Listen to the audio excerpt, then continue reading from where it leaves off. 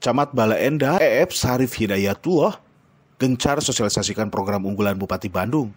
Sosialisasi tersebut sudah dilaksanakan di desa serta kelurahan Kecamatan Bale Endah Kabupaten Bandung, Jawa Barat.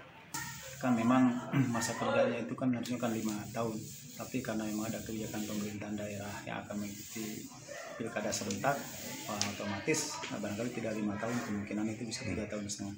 Sehingga RPJMD visi misi yang memang sudah dicanangkan dalam kurun waktu 5 tahun ya otomatis bisa dilakukan dalam 3 tahun setengah. Sehingga konsekuensinya terjadilah percepatan dan begitu padat kegiatan-kegiatan. Mudah-mudahan semua OPD dan Bupati tetap sehat melaksanakan kegiatan ini.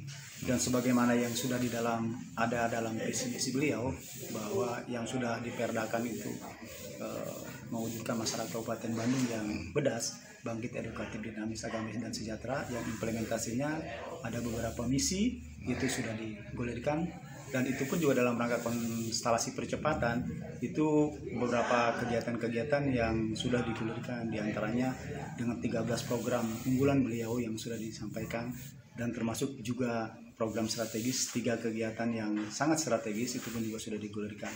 Nah, tidak terlepas untuk di Kecamatan Bale Endah, itu dari 13 program itu ya kita sosialisasikan kepada seluruh warga masyarakat, termasuk di dalamnya adalah kegiatan pemberian insentif guru mengaji, terus kemudian juga pernyataan dana bergulir untuk peningkatan indeks pembangunan manusia dalam bidang perekonomian untuk UMKM dan sebagainya, pernyataan dana bergulir tanpa bunga, itu juga memang sudah kita sosialisasikan.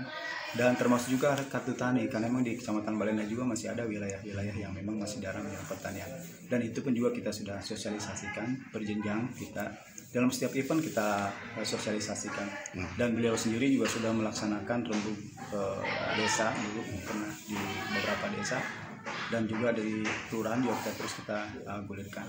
Willy Herian mengabarkan, Hades TV, Kabupaten Bandung, Jawa Barat.